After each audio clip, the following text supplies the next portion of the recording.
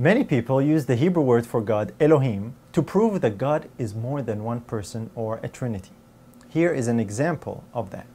Do you know the word that's used there in Hebrew for God is Elohim? That word Elohim is plural. It's like we, us. It's a plural. God is communicating himself to us as a plural God because he is composed of these three persons. Now this is a mystery. What does Elohim mean according to the Bible? Does it really tell us that God is more than one person or a trinity? Is this what the first chapter of the Bible is saying? That's what we're going to find out today.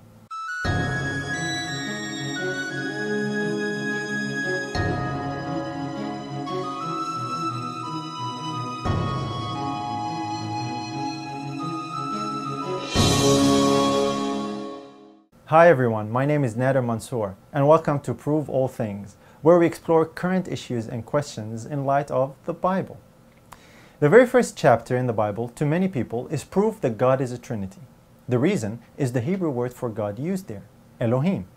Here is Genesis 1:1. In the beginning, God created the heaven and the earth. The Hebrew word Elohim is the plural form of the Hebrew word El and Eloah, which is the word for God.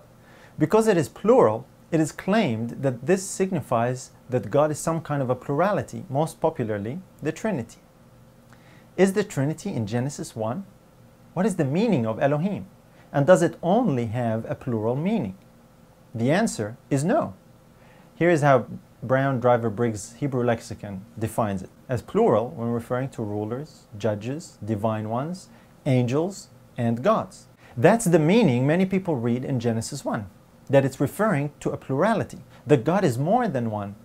But there is another meaning. Number 2, plural intensive, singular meaning, God, goddess, godlike one, works or special possessions of God, and the true God. It says that this meaning, the singular, is applicable to the true God.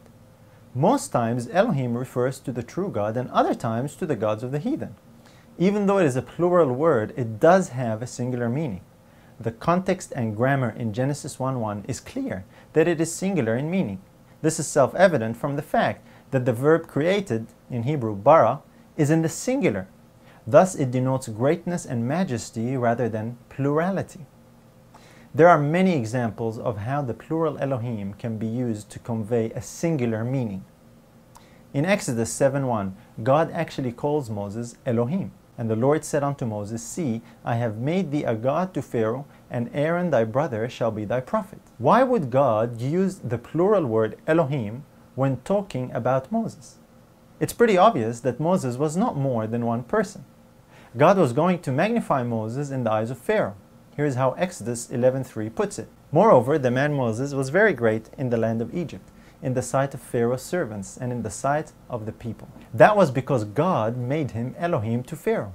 It meant very great, not multiples of Moses. There are literally hundreds of similar examples that we could use. The point is really simple. Elohim does not always imply a plurality. The great majority of its appearances in the Bible are actually with a singular meaning. Malachi, the last prophet of the Old Testament, confirms that Elohim in Genesis is only referring to one person. Here's what it says in Malachi 2:10. Have we not all one Father? Hath not one God created us? The Creator Elohim is only one, not more than one. He is one Father. This is the consistent teaching and understanding of the Hebrews when it comes to the word Elohim.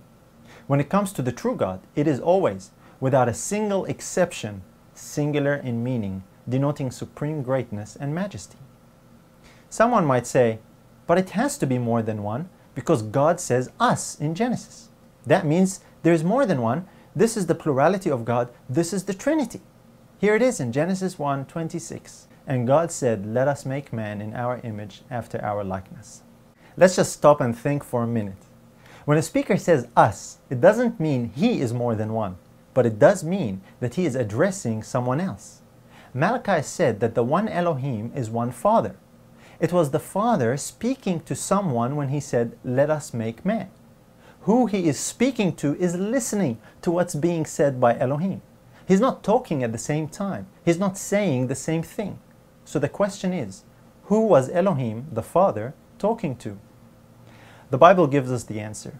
Ephesians 3:9 says that it was God who created all things by Jesus Christ. And in Hebrews 1:2 it tells us that God the Father created all things by His Son. And the wise man in Proverbs 30 verse 4 asks a series of questions relating to creation. Who hath ascended up into heaven or descended? Who hath gathered the wind in his fists? Who hath bound the waters in a garment? Who hath established all the ends of the earth? What is his name? And what is his son's name, if thou canst tell? These and many other passages attribute the work of creation to two beings, a father and a son. God the Father is the great source of all, and He created all things by His Son. Now we can know with certainty who is speaking in Genesis 1:26. God the Father said to His Son, "Let us make man in our image." As such, when God created man, He created two beings, not three. That is conclusive proof that the us in Genesis 1 and other similar passages refer to only two individuals, the Father addressing His Son, not three. One Christian writer explained it this way. After the earth was created and the beasts upon it, the Father and Son carried out their purpose, which was designed before the fall of Satan, to make man in their own image. They had wrought together in the creation of the earth and every living thing upon it. And now God says to His Son, "Let us make man in our image." There is absolutely no evidence that the Jews conceived of or used the word Elohim to convey the idea of God being plural or more than one person. After all, they are more familiar with Hebrew. It is their language. And so we find that in the Greek translation of the Hebrew Old Testament, the Septuagint, the Greek word used for God is theos. When it refers to the God of Israel, it is in the singular every single time. The same rule applies in the New Testament. Theos is always a singular noun when referring to the true God, but it is plural when referring to false gods. So the inspired Bible authors recognize that the God of the Bible is a single individual being, one person. That is how they understood and translated the word Elohim. The problem exists today because people unfamiliar with the Hebrew language are quick to jump to Trinitarian conclusions.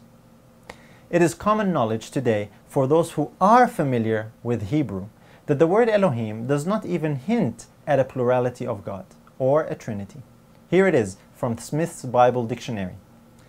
The fanciful idea that it referred to the Trinity of persons in the Godhead hardly finds now a supporter among scholars. This is just representative of countless other quotes and sources, both Hebrew and Christian, that affirm the same thing. Even Trinitarian scholars are honest enough to admit that Elohim does not support a plurality of persons in the God of the Bible. Here is how one scholar puts it. My name is Jiří Moskala, and I am professor of Old Testament exegesis and theology. There are some people who would like to say that the term Elohim, term for God, is already an allusion to the Trinity. Well, here we need to be more careful. We cannot say that because it's in the plural form, therefore it's an indication for the Trinity. And is it an argument in favor of Trinity? And I have to say here, no, it is not. Unfortunately, no. So in conclusion, the word Elohim is a fitting and appropriate title for the true and living God. It doesn't mean that He is more than one person, but it does mean that He is the fullness of majesty and greatness. He is the one God and Father of all who is above all. This is the Elohim of the Bible. We'd love to hear from you, so if you have any questions you'd like to ask, you can email us on our website in the link below. And if this is your first time here, we'd love to have you subscribe. We share timely, present truth messages that will challenge you and draw you closer to God. Thanks for watching, and see you next time on Prove All Things.